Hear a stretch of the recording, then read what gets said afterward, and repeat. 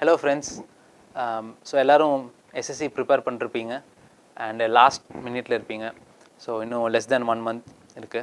So நம்ம இன்னைக்கு வந்து interior of earth chapter வந்து geographyல பார்க்க போறோம். So இது எதுக்கு அப்படினா வந்து so அந்த last minute of revision வந்து உங்களுக்கு ஹெல்ப் பண்ணும். சில பேர் வந்து ஏதாவது கிரே ஏரியாஸ் நீங்கள் ஸ்கிப் பண்ணியிருந்தீங்க ஆர் மிஸ் பண்ணியிருந்தீங்க அப்படின்னா வந்து ஸோ டெஃபினட்டாக வந்து இந்த வீடியோ உங்களுக்கு ஹெல்ப்ஃபுல்லாக இருக்கும். ஸோ இது வந்து லாஸ்ட் 5 இயர் கொஷின் பேப்பர்ஸ் அதோட பேட்டர்னை வந்து நாங்கள் அனலைஸ் பண்ணி நாங்கள் எடுத்திருக்கோம். ஓகேங்களா, let's go to the topic. So interior of earth. So interior of earth அப்படின்னு என்ன, ஸோ நம்ம எல்லாருமே வந்து எர்த்தோட மேல் பகுதி தான் பார்த்துருக்கோம். ஓகேங்களா, ஸோ இன்டீரியரில் என்ன இருக்கும், ஸோ நமக்கு எல்லாமே வந்து நமக்கு மோஸ்ட்லி க்ரியேட்டிவிட்டியில் தான் இருக்கும். ஓகே, நம்ம வந்து உள்ள வால்கனோவோட மால்டன் மேக்மா இருக்கும் அப்படின்னு நினச்சிருப்போம். பட் அதுக்கும் கீழே என்ன இருக்குது, இல்லை அதுக்கு மேலே என்ன இருக்குது அப்படிங்கிறது நமக்கு தெரியாது. ஓகே, ஸோ இது பார்த்தினாக்கு நமக்கு டைரக்ட் சோர்சஸ் ஆஃப் எவிடன்ஸ் கிடையாது. ஏன் அப்படின்னா எர்த்தோட ரேடியஸ் பார்த்தீங்கன்னா அரௌண்ட் 6300 கிலோமீட்டர்ஸ். ஓகே, பட் வந்து நம்மளால் ட்ரில் பண்ண முடிஞ்ச மேக்ஸிமம் டெப்த் வந்து 11 கிலோமீட்டர்ஸ். அதுக்கு கீழே போக முடியல. 6311 ஒன்றுமே கிடையாது. ஓகே, ஸோ நமக்கு தெரிஞ்சது எல்லாமே வந்து ஒரு ரஃப்பான எஸ்டிமேஷன் தான். பட் நம்ம வந்து இதை பற்றின நிறைய இன்ஃபர்மேஷன் எதுலேருந்து கிடைக்குது அப்படின்னா வந்து எர்த்குவேக்ஸ்லேருந்து. ஓகே, ஸோ எர்த்குவேக்ஸோட recordings different parts of the வேர்ல்டில் அந்த ரெக்கார்டட் டேட்டா வச்சு நம்ம வந்து எர்த்தோட இன்டீரியர் பற்றி நிறைய தெரிஞ்சுக்கணும். ஓகே, ஸோ அப்படி தெரியும் போது என்ன அப்படின்னா ஸோ எர்த்தோட இன்டீரியர் லேயர்ஸ் வந்து கண்டினியூஸ் கிடையாது, நிறையா டிஃப்ரெண்ட் லேயர்ஸ் இருக்குது, நிறைய டிஃப்ரெண்ட் டென்சிட்டியில் இருக்குது அப்படின்னு தெரியுது. ஓகேங்களா, ஸோ அதில் வந்து first layer is the crust layer. Okay, so மேலே இருக்கிற மாதிரி. ஸோ பேசிக்காக க்ரஸ்ட்டோட திக்னஸ் பார்த்திங்க அப்படின்னா ஒரு ஆப்பிளோட ஸ்கின் மாதிரி. ஸோ ஆப்பிளோட ஸ்கின் எவ்வளோ லைட்டாக இருக்கும் அவ்வளோதான் வந்து எர்த்தோட க்ரஸ்ட்டோட திக்னஸ். ஸோ அதுக்கு கீழே போனீங்க அப்படின்னா வந்து மேண்டில். ஓகேங்களா, ஸோ 2900 கிலோமீட்டர்ஸ் வரைக்கும் வந்து பார்த்திங்க அப்படின்னா இந்த மேண்டில் லேயர் இருக்கும். ஸோ அதுக்கும் கீழே போனீங்க அப்படின்னா வந்து நம்ம கோர் லேயர். ஓகே, ஸோ இந்த கோர் லேயர் வந்து அப்ராக்சிமேட்லி 6300 கிலோமீட்டர்ஸ்.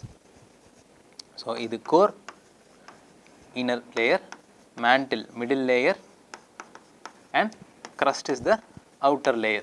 ஓகேங்களா, ஸோ நம்ம எல்லாமே க்ரஸ்ட்னு சொல்லுவோம். இந்த பீஸா அந்த மாதிரி இருக்கும், க்ரஸ்ட் ஆஃப் த பீஸா அப்படிங்கிற மாதிரி சொல்லுவோம். ஓகேங்களா, ஸோ க்ரஸ்ட் தான் பார்த்தீங்க அப்படின்னா it is the thinnest layer, it is the outermost layer, uppermost layer and it is the thinnest layer. ஓகேங்களா, ஸோ இங்கே பார்த்தீங்க அப்படின்னா 35 kilometre on continental masses and 5 kilometre on ocean மாசஸ்ன்னு இருக்குது. So அப்படின்னா என்ன அப்படின்னா ஸோ க்ரஸ்ட் வந்து ஒரு சிங்கிள் ஏரியா கிடையாது. ஓகேங்களா, எக்கோட ஷெல் நிறையா உடஞ்சி ஒட்டின மாதிரி க்ரஸ்ட்டும் வந்து பார்த்திங்க அப்படின்னா வந்து ஒரு சிங்கிள் லேயராக இல்லாமல் நிறையா உடஞ்சி இருக்கும். ஓகேங்களா, ஸோ கான்டினென்டல் மாசஸ் அப்படின்னா லேண்ட் அதிகமாக இருந்துச்சு அப்படின்னா வந்து அது கான்டினென்டல் மாஸ். ஓகேங்களா, ஃபார் எக்ஸாம்பிள் க்ரஸ்ட் வந்து நிறையா பிளேட்ஸை நம்ம ஸ்ப்ளிட் பண்ணியிருப்போம். Asian plate, Eurasian plate, North American plate, South American பிளேட்னு. அதே மாதிரி ஓஷன் பிளேட்ஸை நம்ம ஸ்ப்ளிட் பண்ணியிருப்போம். Pacific plate, Atlantic plate, Indian ocean plate, Antarctic plate அப்படின்ட்டு. ஓகேங்களா, ஸோ ஓஷன் ஃப்ளோஸில் பார்த்திங்கன்னா அதோட திக்னஸ் வந்து 5 கிலோமீட்டர்ஸாக இருக்கும். அதே மாதிரி கான்டினென்டல் மாசஸில் பார்த்திங்கன்னா 35 கிலோமீட்டர்ஸாக இருக்கும். ஓகே, ஸோ இந்த க்ரஸ்ட்டில் என்னென்னலாம் இருக்குது அப்படின்னு பார்த்தோம் அப்படின்னா ஸோ மேக்ஸிமம் வந்து சிலிக்கா அண்ட் அலுமினா. ஓகே, அதாவது சிலிக்கா அண்ட் அலுமினியம் தான் மேக்ஸிமம் இருக்கும். அதனால் இதை சியால் லேயர் அப்படின்னு நம்ம சொல்லுவோம். ஓகே, சியால் அப்படிங்கிறது என்ன, சிலிக்கா அண்ட் அலுமினா. ஸோ இது வந்து பார்த்திங்கன்னா குறிப்பாக கான்டினென்டல் க்ரஸ்ட்டில் இருக்கும். Okay, next sima layer. Sial மாதிரி சைமா அப்படின்னு ஒரு லேயர் இருக்கும், which is silica and magnesium. Okay, sima is nothing but silica and magnesium. Okay, இந்த சைமா லேயர் எங்கே இருக்கும் அப்படின்னா கான்டினென்டல் க்ரஸ்ட்டில். ஸோ சைமா லேயர் வந்து சியாலோட திக்காக இருக்கும். Okay, sima layer is lesser than sial layer, but the density of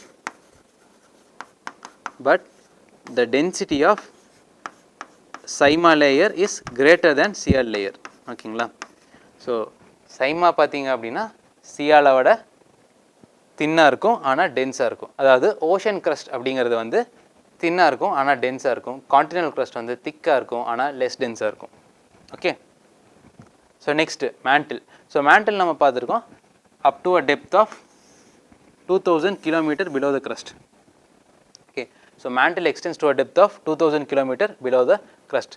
so இதனால் என்ன இருக்குது, இந்த மேண்டில் என்ன இருக்குது அப்படின்னா ஸோ நம்ம வால்கனோ பர்ஸ்ட் ஆகுதுல்ல, ஸோ இந்த வால்கனோ பர்ஸ்ட் ஆகும்போது ஸோ நமக்கு வெளியே வர மேண்டில் ப்ளூம்ஸ் எல்லாமே வந்து இந்த மேண்டிலில் தான் இருக்கும். ஓகேங்களா, ஸோ அந்த மால்டன் மேக்மா, லாவா இது எல்லாமே. ஓகேங்களா, ஸோ இது குறிப்பாக எங்கே இருக்குது அப்படின்னா ஸோ மேண்டிலில் ஆஸ்தனோஸ்பியர் அப்படின்னு ஒரு லேயர் இருக்கும். ஓகேங்களா, ஸோ மேண்டிலில் ஆஸ்தனோஸ்பியர் அப்படின்னு ஒரு லேயர் இருக்கும். ஸோ இந்த ஆஸ்தனோஸ்பியரில் தான் அந்த மால்டன் மேக்மா இருக்கும். ஓகேங்களா, ஸோ இந்த mantle upper mantle, lower mantle அப்படின்னு நம்ம ஸ்ப்ளிட் பண்ணியிருப்போம். ஓகே.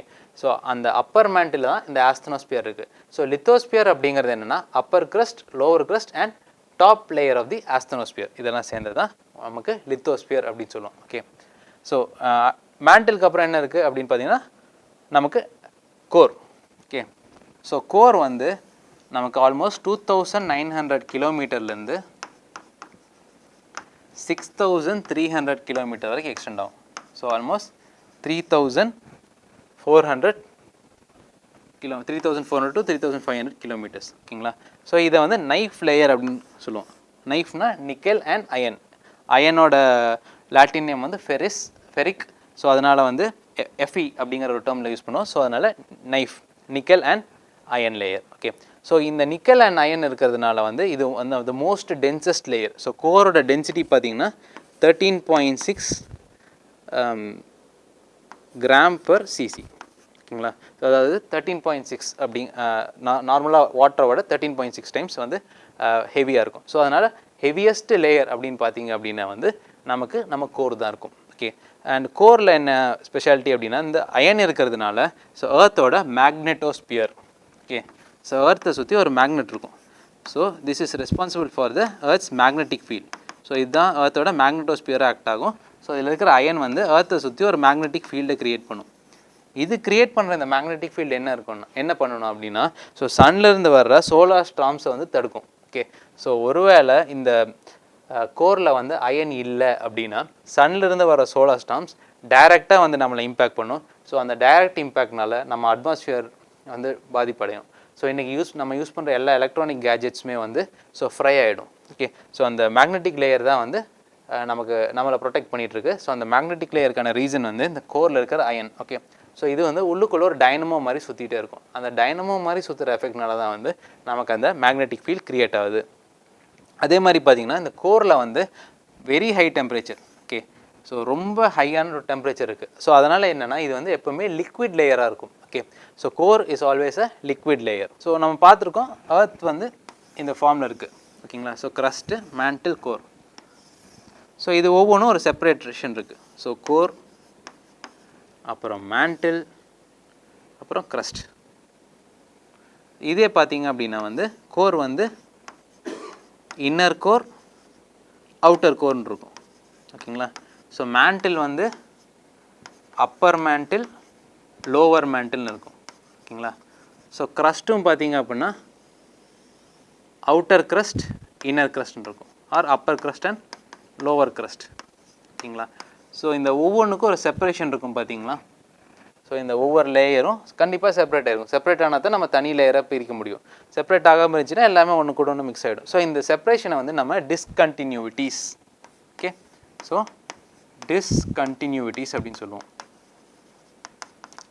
ஓகே. ஸோ இந்த டிஸ்கண்டினியூட்டிக்கு ஒரு நேமிங் இருக்கும். ஓகே. ஸோ க்ரஸ்ட்டுக்கு நடுவில் இருக்கிற discontinuity Conrad discontinuity. Conrad, CONARD, Conrad. Upper க்ரஸ்ட்டுக்கும் லோவர் க்ரஸ்ட்டுக்கும் இருக்கிற டிஸ்கண்டினியூட்டி. நெக்ஸ்ட்டு க்ரஸ்ட்டுக்கும் மேண்டிலுக்கும் இருக்கிறது மொஹரோவிசிக். ஓகேங்களா. க்ரஸ்ட்டுக்கும் மேண்டிலுக்கும் இருக்கிறது Mohorovicic discontinuity. Okay. So upper mantle and lower மேண்டிலுக்கு இருக்கிறது ரெப்படிட்டி டிஸ்கண்டினியூட்டி. ஓகேங்களா. அதே மாதிரி லோவர் மேண்டிலுக்கும் கோருக்கும் இருக்கிறது குட்டன்பர்க் டிஸ்கண்டினியூட்டி. லாஸ்ட்டாக கோர்லேயே அப்பர் அவுட்டர் கோருக்கும் இன்னர் கோருக்கும் இருக்கிறது Lehmann discontinuity. Okay. Lehmann discontinuity. Okay. So Conrad, Mohorovicic, Repetti, Gutenberg and Lehmann. Okay. So இது என்ன ஆர்டரில் ஞாபகம் வச்சுக்கன்னா ஸோ மேலேருந்து கீழே ஞாபகம் வச்சுங்க. ஸோ இந்த இன்டீரியர் ஆஃப் எர்த்னாவே அண்டர் கிரவுண்ட். ஓகே. நம்ம சென்னை மெட்ரோ ரயிலும் அண்டர் கிரவுண்டில் தான் இருக்குது. ஓகேங்களா. ஸோ CMRL நடுவில் ஒரு G மட்டும் போட்டுங்க. சென்னை மெட்ரோ ரயில் கிரவுண்ட் லெவல் அப்படிங்கிற ஞாபகம் வச்சுங்க. ஓகேங்களா. CMRGL இந்த ஆர்டரில். So first is Conrad, Mohorovicic, Repetti, Gutenberg and Lehmann. So இந்த ஆர்டரில் போகுது. ஓகே. ஸோ என்னென்ன லேயர் வந்து எவ்வளோ வால்யூம் ஃபார்ம் ஆகுதுன்னு பார்க்கலாம். ஸோ க்ரஸ்ட் வந்து ஜஸ்ட் 1% ஆஃப் த வால்யூம். ஏன்னா மேலே மட்டும்தான் இருக்குது, சின்னதாக ஸ்கின் மாதிரி இருக்குது. ஓகேங்களா. அதே மாதிரி பார்த்தீங்க அப்படின்னா மேண்டில் வந்து 84% ஆஃப் த வால்யூம் ஆக்குபை பண்ணுது. கோர் வந்து சென்ட்ரல் இருக்கிறதுனால it just occupies 15%. ஓகேங்களா? ஸோ இதுதான் இன்டீரியர் ஆஃப் எர்த்தோட introduction. Next types of rocks. Okay, so interior of எர்த்தில் பார்த்தீங்க அப்படின்னா வந்து ராக்ஸ் இருக்கும். ஓகே, ஸோ அது வந்து நம்ம பார்த்துருக்கோம். கோரில் வந்து ஹை டெம்பரேச்சர்னால மால்டன் ஃபார்மில் இருக்கும். ஸோ மேண்டிலில் வந்து சாலிடாக சில ஏரியாலையும் லிக்விடாக சில ஏரியாவில் இருக்கும். சில ஏரியாவில் பிளாஸ்டிக் அப்படிங்கிற ஒரு ஃபார்மில் இருக்கும். ஓகே, ஸோ பிளாஸ்டிக் அப்படின்னா என்னென்னா ஸோ ஒரு ஃப்ளூயிட் மாதிரி. ஓகே, ஒரு ரப்பரிஷாக. ஓகே, நம்ம ஜாம் அல்வா இருக்குல்ல, ஸோ அந்த ஃபார்மில் இருக்கும். ஓகே, பட் அது 3 மெயின் கேட்டகரிஸ் இருக்கும். Igneous rocks, sedimentary rocks and metamorphic rocks. ஓகேங்களா? ஸோ இக்னியஸ் ராக்ஸ் அப்படின்னா என்னென்னா ஸோ அதை வந்து ப்ரைமரி ராக்ஸ் அப்படின்னு சொல்லுவோம். Okay, igneous rocks are also known as primary rocks. So ப்ரைமரினா என்ன? ஸோ ஃபர்ஸ்ட் ஃபார்ம் ஆகுது. ஓகேங்களா? So igneous rocks are also known as primary rocks. So igneous அப்படிங்கிற பேர் எதுலேருந்து வந்துச்சுன்னா ஆக்னஸ் அப்படிங்கிற இதுலேருந்து வந்துச்சு. ஸோ ஆக்னஸ் அப்படிங்கிறது என்ன? Roman god of fire. Okay, so இதுலேருந்து என்ன தெரியுது அப்படின்னா ஸோ ஏதோ ஃபயருக்கும் இந்த ராக்கோட ஃபார்மேஷனுக்கும் ஏதோ சம்மந்தம் இருக்குது அப்படின்ட்டு. பேசிக்கலி இக்னியஸ் ராக்ஸ் எல்லாம் என்னென்னா உருகுன ராக் வந்து சாலிடாக கூல் ஆகும்போது சாலிட் ஆகும். ஓகே, அப்படி ஃபார்ம் ஆன ராக்ஸ் தான் igneous rocks. Okay, they are nothing but cooled molten lava or magma. Okay, so igneous rocks are nothing but cooled molten lava or magma. Okay, so igneous rocks என்ன ஆகுனா so 2 இடத்துல cool ஆகும். Okay, surface of எர்த்தில் cool ஆகும், இல்லை bottom of the எர்த்தில் cool ஆகும். இப்போ சர்ஃபேஸ் ஆஃப் எர்த்தில் கூல் ஆகுறதுல மோஸ்ட்லி பசால்டிக் அப்படின்னு நம்ம சொல்லுவோம். அப்படி இருக்கும்போது என்ன ஃபாஸ்ட்டாக கூல் ஆகும். ஸோ ஃபாஸ்ட்டாக கூல் ஆச்சு அப்படின்னா வந்து அதோட கிரெயின் ஸ்ட்ரக்சர் வந்து வீக்காக இருக்கும். அதே மாதிரி இன்டீரியர் ஆஃப் எர்த்தில் கூல் ஆகுது அப்படின்னா ஸ்லோவாக கூல் ஆகும், அதோட கிரெயின் ஸ்ட்ரக்சர் ஸ்ட்ராங்காக இருக்கும். ஸோ நம்ம கிரானைட் எல்லாம் பார்க்குறோம்ல, ஸோ அதெல்லாமே வந்து இன்டீரியர் ஆஃப் எர்த்தில் கூலான இக்னியஸ் ராக்ஸ். ஸோ அப்போ நீங்கள் யோசிக்கலாம், ஸோ ஆனால் கிரானைட் மலையிலெல்லாம் இருக்குது அப்படின்ட்டு. கிரானைட் மலையெல்லாம் எப்படின்னா ஒரு காலத்தில் கீழே தான் இருந்திருக்கும், சுற்றி இருக்கிறதெல்லாம் எரோடாய் அது மட்டும் மிச்சம் இருக்கும். ஓகேங்களா? ஆக்சுவலாக பார்த்தீங்கன்னா கிரானைட் ஹில்ஸ் எல்லாமே வந்து ஒரு காலத்தில் இன்டீரியர் ஆஃப் எர்த்தில் கூலாய் சாலிடான ஸ்ட்ரக்சர்ஸ் தான். Okay, so next sedimentary rocks. So செடிமெண்ட்ரியில் ஒரு பேர் இருக்குது, செடிமெண்ட். செடிமெண்ட் என்ன? துகள்கள். ஓகே, ஸோ டஸ்ட்டு செடிமெண்ட் மாதிரி டெபாசிட் ஆயிருக்கு அப்படின்னு நம்ம கேஷுவலாக சொல்லுவோம்ல. ஸோ இந்த செடிமெண்ட் அப்படிங்கன்னா ஏதாவது ஒன்று அரிக்குது. So some rocks undergo erosion. Okay, the eroded rocks are settle down as sediments. Okay, over the course of time because of external pressure they form sedimentary rocks. Okay, example பார்த்தீங்க அப்படின்னா வந்து நம்ம limestone. Okay, limestone அப்படிங்கிறது calcium செடிமெண்ட்ஸோட ஒரு formation தான். Okay, metamorphic rocks. இப்போ இது பார்த்தீங்கன்னா 2 வேர்ட்ஸ் இருக்குது, நல்லா கவனிங்க. Meta morph. ஸோ மார்ஃப்னா சேஞ்ச், மெட்டானா some external pressure. Okay, high pressure ஒரு டெம்பரேச்சர்னால ஒரு பெரிய லெவலில் சேஞ்ச் ஆகிறது. ஓகேங்களா? ஸோ இந்த இக்னியஸ் ராக்ஸோ செடிமெண்ட்ரி ராக்ஸோ இல்லை ஆல்ரெடி ஃபார்ம் ஆன மெட்டமார்பிக் ராக்ஸோ ஹை டெம்பரேச்சர் அண்ட் ப்ரெஷர்னால அதோட கேரக்டரிஸ்டிக் சேஞ்ச் ஆச்சு அப்படின்னா வந்து they are known as metamorphic rocks. ஓகேங்களா? ஸோ இதில் பார்த்தீங்க அப்படின்னா ஃபர்ஸ்ட் வந்து இக்னியஸ் ராக்ஸ். ஓகேங்களா? இங்கே செடிமெண்ட்ரி ராக்ஸ், இங்கே மெட்டமார்பிக் ராக்ஸ். ஓகேங்களா? ஸோ இந்த செடிமெண்ட்ரி ராக்ஸும் மெட்டமார்பிக் ராக்ஸும் மெல்ட் ஆகுது. ஓகே, மெல்ட் ஆகிட்டு திரும்ப கூல் ஆகுதுன்னா அது இக்னியஸ் ராக்ஸ் ஃபார்ம் பண்ணும். ஓகேங்களா? இப்போ இந்த இக்னியஸ் ராக்ஸ் வந்து எரோட் ஆகுது, எரோடாகி செடிமெண்ட்ஸ் ஃபார்ம் ஆகுது. அந்த செடிமெண்ட்ஸ் எல்லாம் ஒன்று சேர்ந்து செடிமெண்ட்ரி ராக்ஸ் ஃபார்ம் ஆகும். மெட்டமார்பிக் ராக்ஸும் எரோட் ஆகலாம், செடிமெண்ட் ஃபார்ம் ஆகலாம். அதே மாதிரி igneous rocks high temperature high ப்ரெஷரில் அதோட chemical or physical composition change ஆச்சு அப்படின்னா they will form metamorphic rocks. ஓகேங்களா? ஸோ இதுதான் ராக் சைக்கிள் அப்படின்னு சொல்லுவோம். ஓகே, ஸோ ராக் சைக்கிள் அப்படிங்கிறது என்னென்னா igneous rocks, metamorphic rocks and sedimentary rocks keep forming each other between themselves. So that is called as rock cycle. Okay, so எந்த rock வேணாலும் எப்படி வேணாலும் form பண்ணலாம். Okay, so melting ஆச்சுன்னா ரெண்டுமே igneous rocks form ஆகும். So இது எல்லாமே எரோட் ஆகி செடிமெண்ட்ஸை டெபாசிட் ஆகி high pressure and temperature form ஆச்சு, அதில் எக்ஸ்போஸ் ஆச்சுன்னா they will form sedimentary rocks and metamorphic rocks and already form on a rocks due to some high pressure and temperature or chemical composition or physical structure change ஆச்சு அப்படின்னா they are known as metamorphic rocks. Okay, again rocks அப்படிங்கிறது என்ன? They are made of different minerals. So minerals அப்படிங்கிறது என்ன? They are naturally occurring substances. Okay, so இயற்கையிலேயே வந்து உருவாகிற substances are called minerals. ஒவ்வொரு மினரலுக்கும் ஒரு definite physical and chemical property. So iron is a mineral, calcium is a mineral, sodium is a mineral, எல்லாமே minerals தான். ஓகே, ஸோ பேசிக்கலி எல்லாமே minerals தான். They are naturally occurring. Next, so ஏன் topic வந்து changing landforms அப்படின்னு கொடுத்துருக்கோன்னா, so landforms வந்து என்றைக்குமே கான்ஸ்டண்ட்டாக இருக்காது. ஓகே, தொடர்ந்து மாறிட்டே இருக்கும். ஓகே, ஸோ நம்ம பார்க்குற எல்லா லேண்ட்ஃபார்மே ஒரு 2 ப்ராசஸோட ரிசல்ட் தான். All the landforms are result of 2 processes. அது வந்து கண்டினியூஸாக நடந்துகிட்டே இருக்கும். பட் என்ன அப்படின்னா வந்து நம்ம கண்ணுக்கு தெரியாது அவ்வளோதான். Because it takes time. Okay, ஸ்லோவாக நடந்துருக்கும். நம்ம முதலே பார்த்துருக்கோம், இந்தியா வந்து இப்போ இருக்கிற இடத்துல முதல்ல இல்லை. ஓகேங்களா? ஸோ அது வந்து ஒரு காலத்தில் வந்து India, Madagascar, Africa, south America, Antarctica எல்லாமே ஒன்று சேர்ந்து ஒரு சிங்கிள் காண்டினெண்ட்டாக இருந்துச்சு அப்படின்னு பார்த்துருக்கோம். ஸோ அது வந்து கோண்ட்வானா லேண்ட். ஸோ அது கூட வந்து பார்த்திங்கன்னா நார்த் அமெரிக்கா, யூரோப் எல்லாமே சேர்ந்துருந்துச்சு. ஸோ அது எல்லாமே சேர்ந்தது வந்து பாஞ்சியா அப்படின்ட்டு. ஸோ பாஞ்சியா அப்படிங்கிற ஒரு இடம் பேந்தலாசா அப்படிங்கிற ஒரு சீல சுற்றி இருந்திருக்கு. அதுக்கப்புறம் மூமெண்ட்னால அது உடஞ்சி தனித்தனியாக பிரிஞ்சு திரும்ப ஒன்று சேர்ந்துட்டுருக்கு அப்படின்னு நம்ம பார்த்துருக்கோம். ஓகேங்களா? ஸோ இது என்னென்னா ஒரு இன்டர்னல் ப்ராசஸ் நடந்துட்டுருக்கு. ஸோ பூமி கொடியில் அடியில் நம்ம அந்த ஆஸ்தனோஸ்பியர் அப்படின்னு நம்ம பார்த்தோம்னா க்ரஸ்ட்டுக்கு கீழே இருக்குது. ஸோ அதில் வந்து ஒரு சில மூமெண்ட்ஸ் இருக்குது. அந்த மூமெண்ட் தான் வந்து இந்த லித்தோஸ்பியரை உடச்சும் சேர்த்திட்டும் இருக்குது. ஓகே, ஸோ அந்த இன்டர்னல் ப்ராசஸ் என்ன காஸ் பண்ணோம் அப்படின்னா அப்லிஃப்ட்மெண்ட் அண்ட் சிங்கிங் காஸ் பண்ணும். Okay, so that internal process are கரெக்டான டேர்ம் பார்த்தீங்கன்னா கன்வெக்ஷனல் கரண்ட் மெக்கானிசம். ஸோ அதோட டேர்ம் பார்த்தீங்க அப்படின்னா convectional current mechanism. So this convectional current mechanism இது எங்கே நடக்கும்? ஆஸ்தெனோஸ்பியரில். ஓகே, ஸோ ஆஸ்தெனோஸ்பியரில் நடக்கிற இந்த கன்வெக்ஷனல் கரண்ட் மெக்கானிசம் என்ன பண்ணும் அப்படின்னா, ஸோ லித்தோஸ்பியரை, அதாவது லித்தோஸ்பியர் வந்து நிறையா ஸ்லாப்ஸாக இருக்குது, அதாவது கான்டினென்டல் ஸ்லாப்ஸ், ஓஷியானிக் ஸ்லாப்ஸாக இருக்குன்னு நம்ம பார்த்துருக்கோம். ஸோ அதை வந்து உடச்சும் சேர்த்துக்கிட்டு இருக்கும். ஓகே, ஸோ இதனால் வந்து அப்லிஃப்ட்மெண்ட்டும் நடக்கும், சிங்கிங்கும் நடக்கும். ஓகே, அடுத்து வந்து இந்த பியரிங் டவுன் ப்ராசஸ். ஓகே, ஸோ இது எக்ஸ்டர்னல் ப்ராசஸ், எரோஷன் அப்படிங்கிற ப்ராசஸ் மூலமாக. ஓகே, ஸோ இது என்ன பண்ணும் அப்படின்னா இந்த இன்டர்னல் ப்ராசஸ், ஸோ மோஸ்ட்லி பார்த்தீங்கன்னா இதை லேண்ட் பில்டிங் ஃபோர்ஸஸ் அப்படின்னு சொல்லுவோம். இதை வந்து land eroding forces or land bearing forces அப்படின்னு சொல்லுவோம். ஓகேங்களா?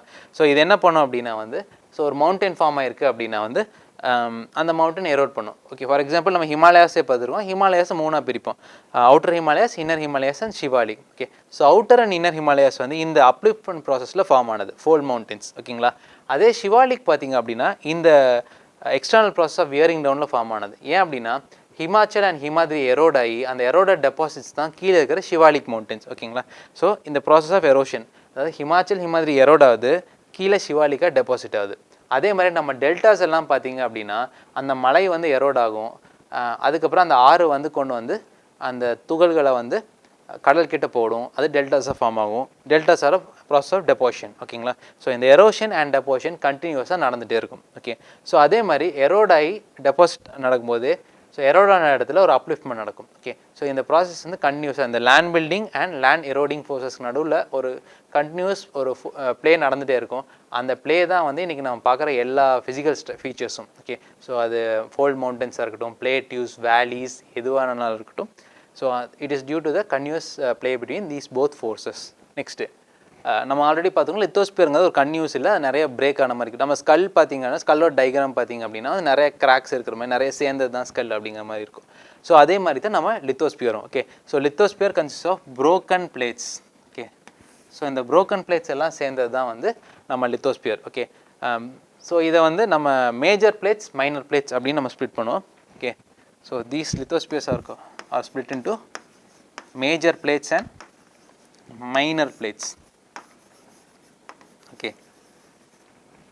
ஸோ மேஜர் பிளேட்ஸ் அப்படிங்கன்னா சைஸில் பெருசாக இருந்துச்சு அப்படின்னா அதெல்லாம் மேஜர் பிளேட், சைஸில் சிறுசாக இருந்துச்சு அப்படின்னா மைனர் பிளேட். ஸோ இதெல்லாம் மேஜர் பிளேட் அப்படின்னு பார்த்தீங்கன்னா North American plate, South American plate, Antarctic plate, அப்புறம் வந்து யுரேஷியன் பிளேட், ஆஸ்திரேலியன் பிளேட், அப்புறம் African plate. Okay, so minor plate எல்லாம் பார்த்தீங்க அப்படின்னா Arabian plate, Nazca plate, Mexican plate, Philippines plate அப்படின்னு நல்லாயிருக்கும். ஓகே, ஸோ பேசிக்காக சைஸை வச்சு. ஓகே, இந்தியா எந்த பிளேட்டில் இருக்குது அப்படின்னு பார்த்தீங்கன்னா Indo Australian plate. Okay, India is a part of Indo Australian plate. Okay, அதே மாதிரி ஏர்த்துக்கு உள்ள ஆக்ட் ஆகிற forces, so interior on earth are called endogenic forces. Okay, so நம்ம இதுக்கு முன்னால் அந்த கன்வெக்ஷனல் கரண்ட் மெக்கானிசம்னு ஒன்று பார்த்தோம்ல, ஸோ அதாவது ஆஸ்தனோஸ்பியரில் அந்த இது ஃபார்ம் ஆகும் அப்படின்ட்டு. ஸோ ஆஸ்தனோஸ்பியரில் கன்வெக்ஷனல் கரண்ட் மெக்கானிசம் ஃபார்ம் ஆகும். ஸோ அது வந்து பிளேட்ஸை வந்து மூவ் பண்ணும். So either away from each other move பண்ணும், இல்லை டுவர்ட்ஸ் ஈச் அதர் மூவ் பண்ணும். Okay, so away from each other move ஆகும்போது அதை வந்து டைவர்ஜிங் பிளேட் மார்ஜின் அப்படின்னு நம்ம சொல்லுவோம். Okay, towards each other move ஆகும்போது அதை கன்வர்ஜிங் பிளேட் மார்ஜின் அப்படின்னு நம்ம சொல்லுவோம். ஓகே, ஸோ அதெல்லாம் தான் எண்டோஜெனிக் ஃபோர்ஸஸ். ஓகே, ஸோ அந்த டைவர்ஜென்ஸ் கன்வர்ஜென்ஸ் அப்போ என்ன ஆகும் அப்படின்னா, ஸோ அந்த டைவர்ஜென்ஸ் கன்வர்ஜென்ஸ் அப்போ என்ன ஆகும் அப்படின்னா, ஸோ இதுதான் ஒரு பிளேட் பவுண்டரின்னு வச்சுக்கோங்க. ஓகே, ஸோ இது டைவர்ஜ் ஆகுது அப்படின்னா ஸோ இது ரெண்டும் வெளியே போகும். ஓகே, ஸோ டைவர்ஜன்ஸ் ஆகும்போது இங்கே இருக்கிற மால்டன் மேக்மா மேலே வரும். மால்டன் மேக்மா மேலே வந்து புது பிளேட் ஃபார்ம் ஆகும். So there is a new plate formation. Okay, there is a new plate formation. Okay, இந்த நியூ பிளேட் ஃபார்மேஷனை வந்து நம்ம கன்ஸ்ட்ரக்டிவ் பவுண்ட்ரின்னு சொல்லுவோம். ஓகே, ஸோ டைவர்ஜ் ஆகுது, அதில் புது பிளேட் ஃபார்ம், அதனால் there is a construction process. ஓகேங்களா? ஸோ இதே வந்து ரெண்டு பிளேட்ஸ் கன்வர்ஜ் ஆகுதுன்னு வச்சுக்கலாம், they move towards each other. ஓகேங்களா? ஸோ அப்போ அந்த when they move towards each other, ஸோ கண்டிப்பாக ரெண்டு மூவ் ஆகுது அப்படின்னா ஏதாவது ஒன்று கீழே போகணும், இல்லை ஒன்று மேலே வரணும். ஓகே, ஸோ ஹெவியாக இருக்கிற பிளேட், ஸோ ஹெவியாக இருக்கிற பிளேட் என்ன ஆகுனா சிங்க் ஆகிடும். So heaviest plate sinks. இப்போ இந்த இடத்துல பிளேட் அழியுதா, so this is called destructive boundary. Okay, so கன்வர்ஜென்ஸாக இருந்துச்சு அப்படின்னா வந்து தேர் இஸ் அ டிஸ்ட்ரக்ஷன், டைவர்ஜென்ஸாக இருந்துச்சு அப்படின்னா தேர் இஸ் அ கன்ஸ்ட்ரக்ஷன். ஓகேங்களா? ஸோ இதுதான் the role of endogenic forces. இந்த ஜோன் ஆஃப் கன்வர்ஜென்ஸில் நம்ம ஃபோல்ட் மவுண்டன்ஸ் ஃபார்ம் ஆகும். ஓகே, ஃபோல்ட் மவுண்டன்ஸ் அப்படின்னு என்னென்னா மடிப்பு மலைகள். ஓகே, ஸோ ஃபோல்ட் மவுண்டன்ஸ் அப்படின்னா மடிப்பு மலைகள். அது எதெல்லாம் ஃபோல்ட் மவுண்டன்ஸ் அப்படின்னு பார்த்தீங்கன்னா ஹிமாலயாஸ், ஆல்ப்ஸ் யூரோப்பில் இருக்குது, ஆல்ப்ஸ், ஸோ ராக்கீஸ் நார்த் அமெரிக்காவில் இருக்கிறது, and Andes in South America.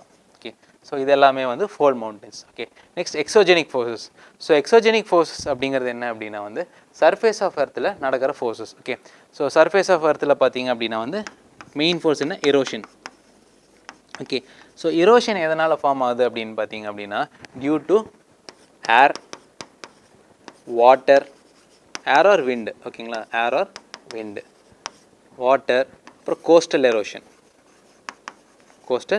Okay, so தண்ணி வந்து ஒரு மவுண்டன் வழியாக போகும்போது அதை வந்து அரிச்சிட்டு போகும். ஓகேங்களா? ஸோ அந்த அரிச்சதை டெபாசிட் பண்ணுற இடத்துல தான் டெல்டா ஃபார்ம் ஆகும். அதே மாதிரி காற்று, ஸோ காற்று போயிட்டே காற்று அடிச்சிட்டே இருக்குது அப்படின்னா வந்து காற்று வந்து தனியாக போகாது, அது வந்து ஏதாவது ஒரு தூசி அந்த மாதிரி ஏதாவது கேரி பண்ணிட்டு போகும்.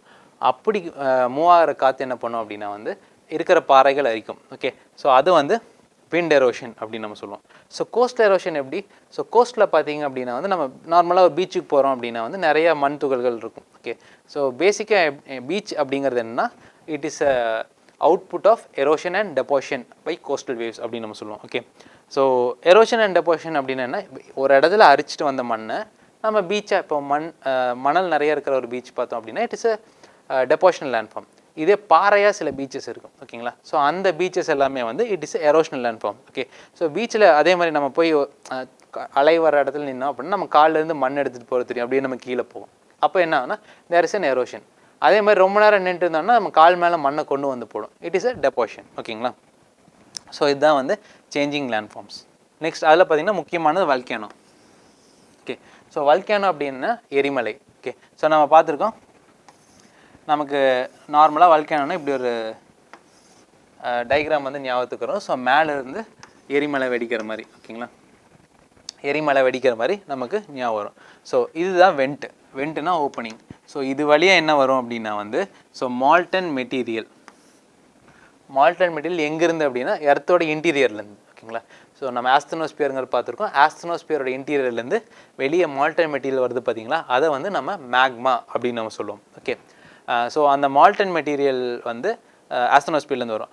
ஸோ இதனால் வந்து வெறும் வல்கனிக் எரப்ஷன் மட்டும் இருக்குமானா கிடையாது, இதனால் எர்த்குவேக்கும் சில வாட்டி நடக்கும். ஸோ வல்கேனிக் எர்த்குவேக்ஸ் அப்படின்னு ஒரு கான்செப்ட் இருக்குது. ஓகே, ஸோ இது வந்து வல்கேனோ கான்செப்ட். நெக்ஸ்ட் வந்து பார்த்திங்கன்னா எர்த்குவேக் கான்செப்ட். ஸோ எர்த்குவேக் அப்படிங்கிறது நமக்கு தெரியும், நில அதிர்வுகள். ஓகே, ஸோ பூகம்பம் அப்படின்னு சொல்லுவோம். ஓகே, ஸோ எர்த்குவேக் அப்படிங்கிறது எப்போ ஃபார்ம் ஆகும்னா எர்த் வைப்ரேட் ஆகும்போது. எர்த் எப்போ வைப்ரேட் ஆகும், ஸோ நம்ம அந்த லித்தோஸ்பியரில் converging plate boundaries, diverging plate பவுண்டரிஸ்னு பார்த்துருவோம். ஸோ ரெண்டு பிளேட் வந்து ஒரே மாதிரி இருக்காது, எப்போவுமே மூவ் ஆகிட்டு இருக்கும் அப்படின்ட்டு. ஸோ மூவ் ஆகும்போது என்னென்னா அது ஒரு ப்ரெஷர் க்ரியேட் பண்ணும். அந்த ப்ரெஷர் க்ரியேட் ஆகிறதுனால ஒரு ஷாக். ஓகேங்களா? அந்த ஷாக் வேவ் க்ரியேட் ஆகும். அந்த ஷாக் வேவ் தான் நமக்கு எர்த்குவேக்காக இருக்கும். ஃபார் எக்ஸாம்பிள், இதுதான் சர்ஃபேஸ் ஆஃப் எர்த்னா இந்த இடத்துல வந்து ஒரு ஷாக் க்ரியேட் ஆகும். இதுதான் வந்து ஃபோக்கஸ். இங்கே தான் எர்த்குவேக் ஒரிஜினேட் ஆகும். எர்த்குவேக் ஒரிஜினேட் ஆகிற இடம் தான் நமக்கு ஃபோக்கஸ். ஸோ இந்த ஃபோக்கஸ்க்கு நேராக இருக்கிற இடம் பார்த்திங்கன்னா எபிசென்டர். ஃபோக்கஸ்க்கு நேராக இருக்கிற இடம் எபிசென்டர். ஓகேங்களா? ஸோ இந்த எர்த்குவேக் ஒரிஜினேட் ஆகுது பார்த்தீங்கன்னா இந்த ஃபோக்கஸ், இந்த ஃபோக்கஸ்ங்கிற இடத்துல பி வேவ் எஸ் வேவ்னு ரெண்டு வேவ்ஸ் ஃபார்ம் ஆகும். அதாவது primary wave and secondary wave, இந்த ரெண்டு வேவ் ஃபார்ம் ஆகும். இந்த ரெண்டு வேவ் வந்து இந்த எர்த் வழியாக ட்ராவல் ஆகும். Okay, it travels to the body of the earth. அதனால் இதை என்ன சொல்லுவோம்னா body waves. So body waves அப்படின்னு சொல்லுவோம். இந்த பாடி வேவ்ஸ் ட்ராவல் ஆகி இங்கே சர்ஃபேஸை ரீச் பண்ணும். சர்ஃபேஸை ரீச் பண்ணோன்னையும் இதை வந்து நம்ம சர்ஃபேஸ் வேவ்ஸ் அப்படின்னு சொல்லுவோம். ஏன்னா சர்ஃபேஸை ரீச் ஆயிடுச்சு. ஸோ நம்ம நார்மலாக எர்த்குவேக்னா பூகம்பம்னா நமக்கு என்ன நிறைய டிஸ்ட்ரக்ஷன் தெரியும். ஓகே, ஸோ இந்த டிஸ்ட்ரக்ஷன் எல்லாமே வந்து இந்த பாடி வேவ்ஸ் காஸ் பண்ணாது. இந்த பாடி வேவ் சர்ஃபேஸை ரீச் பண்ணணும், சர்ஃபேஸ் வேவாக மாறுதுங்களே. ஸோ அப்போது அந்த சர்ஃபேஸ் வேவோட இன்ட்ராக்ஷனில் தான் வந்து it causes destruction. So destruction is caused by surface waves. So இதில் ரெண்டு கொஷின் கேட்கலாம். Okay, so which is more destructive, body waves surface waves? Surface waves more destructive. Which is faster? Body waves. Okay, so body waves are faster but not destructive. Surface waves are slower but destructive. ஓகேங்களா? So P வேவ்னா primary wave, S வேவ்னா secondary wave. Okay, நம்ம earthquake பற்றி பார்த்தோம். So எர்த்குவேக்கோட causes என்னென்ன? Okay, ஜென்ரலாக வந்து நமக்கு நார்மலாக எர்த்குவேக் அப்படிங்கிற ஒரு காஸ் வரும்போது நம்ம வந்து இந்த இப்போ பார்த்த மாதிரி ரெண்டு பிளேட் மூவ்மெண்ட்னால எர்த்குவேக் காஸ் ஆகுது அப்படின்னு பார்த்துருக்கோம். ஓகே, நம்ம 2004 வந்து சுனாமி வந்துச்சு பார்த்தீங்களா? ஸோ அதுவே வந்து ஒரு எர்த்குவேக்கோட இம்பேக்ட்னால தான். ஸோ இந்தோனேஷியா பக்கத்தில் இண்டோ ஆஸ்திரேலியன் பிளேட்டும் பசிபிக் பிளேட்டும் வந்து க்ரஷ் ஆனதுனால அங்கே ஒரு ப்ரெஷர் க்ரியேட் ஆச்சு. அந்த ரிலீஸ் ஆன ப்ரெஷர் தான் வந்து சுனாமியாக வந்துச்சு. ஓகே, ஸோ அது போக வேறு என்னென்ன ஃபார்மில் எர்த்குவேக் க்ரியேட் ஆகலாம்? ஓகே, ஸோ டேம் எர்த்குவேக்ஸ், அதாவது ரிசர்வாயர் எர்த்குவேக்ஸ். ஸோ என்ன அப்படின்னா, ஸோ ரிசர்வாயரில் அதிகமாக தண்ணி ஸ்டோர் பண்ணுறதுனால அது ஒரு ப்ரெஷர் க்ரியேட் ஆகும். ஓகே, ஸோ அது வந்து ஒரு எர்த்குவேக் க்ரியேட் ஆகும். Okay, next is mining earthquakes. So இந்த மைனிங் எர்த்குவேக்ஸ் அப்படின்னா என்ன? நிறைய இடத்துல மைன்ஸ் இருக்குது. ஸோ அந்த மைன்ஸ் வந்து கொலாப்ஸ் ஆக வாய்ப்பு இருக்குது. ஓகே, ஸோ அந்த மைன்ஸ் கொலாப்ஸ் ஆகும்போது ஒரு எர்த்குவேக் கிரியேட் ஆகும். ஓகே, அப்புறம் earthquakes due to human activity. Okay, so இந்த டைப் ஆஃப் எர்த்குவேக்ஸ் எல்லாம் பார்த்திங்க அப்படின்னா 1960s 70s காமனாக இருக்கும். ஸோ 1960s and 70s என்ன பண்ணுவாங்க அப்படின்னா எர்த்குவேக் டெஸ்டிங், நியூக்ளியர் டெஸ்டிங் வந்து நிறைய பண்ணுவாங்க. அது வந்து அண்டர் கிரவுண்ட் டெஸ்டிங்கை பண்ணுவாங்க. ஓகே, ஸோ அப்போ வந்து நிறைய இடத்துல எர்த்குவேக்ஸ் கிரியேட் ஆயிடுச்சு. அப்புறம் underground pipeline explosion. So இது வந்து ரீசெண்டாக வந்து நடக்கிற ஒரு type of earthquakes, underground pipeline explosion. So Europe, USA அந்த மாதிரி எல்லாம் கண்ட்ரீஸ்லாம் பார்த்திங்க அப்படின்னா வந்து most of the transmission of gases or petroleum எல்லாமே வந்து அண்டர் கிரவுண்டில் தான், அண்டர் கிரவுண்ட் பைப்லைன்ஸ் மூலமாக தான் பண்ணுறாங்க. ஓகே, ஸோ இது வந்து ஏதாவது ஒரு ரொம்ப ஃப்ரெஜைலான ஒரு லேண்ட் வழியாக போகுது அப்படின்னா வந்து ஸோ அது வந்து ஒரு எக்ஸ்ப்ளோஷன் காஸ் பண்ணும். Okay, so this is called underground pipeline earthquakes due to underground pipeline explosion. Okay, so இந்தியாவில் பார்த்திங்க அப்படின்னா வந்து எர்த்குவேக் பில்டிங் கோட் அப்படின்னு ஒன்று இருக்குது. ஸோ இது பார்த்திங்க அப்படின்னா வந்து நமக்கு 2001 அந்த பூஜ் எர்த்குவேக் அப்புறம் கொண்டு வந்தது. Okay, after 2001 Bhuj earthquake we had a new building code. Okay, so இதில் என்ன ஆச்சு அப்படின்னா வந்து ஸோ 2001 வரைக்கும் வந்து நம்ம வந்து ஒரு டிஃப்ரெண்ட்டான பில்டிங் கோட் யூஸ் பண்ணிருந்தோம். அதாவது பில்டிங்ஸ் எப்படி பில்ட் பண்ணோம் அப்படிங்கிறது.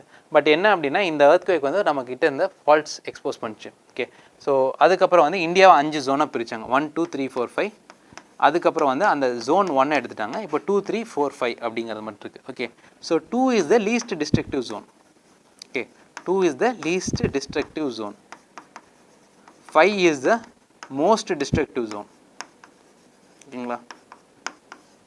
ஸோ இந்த least destructive and most destructive எங்கேன்னு பார்த்தீங்க அப்படின்னா வந்து ஸோ லீஸ்ட் டிஸ்ட்ரக்டிவ் வந்து டெக்கான் பிளேட்டிவ். ஏன் அப்படின்னா ஸோ டெக்கான் பிளேட்டிவ் வந்து சாலிடான ஒரு ராக் ஃபார்ம் இருக்கும். ஓகேங்களா?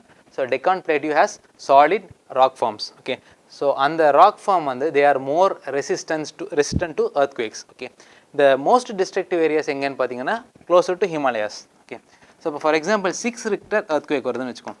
எர்த்குவேக் வந்து நம்ம ரிக்டர்ஸில் மெஷர் பண்ணுவோம். ஓகே, ஸோ 6 ரிக்டர் எர்த்குவேக் வருது அப்படின்னா டெக்கான் பிளேட்டிவோட ஹிமாலயாஸில் மேக்ஸிமம் டேமேஜ் இருக்கும்.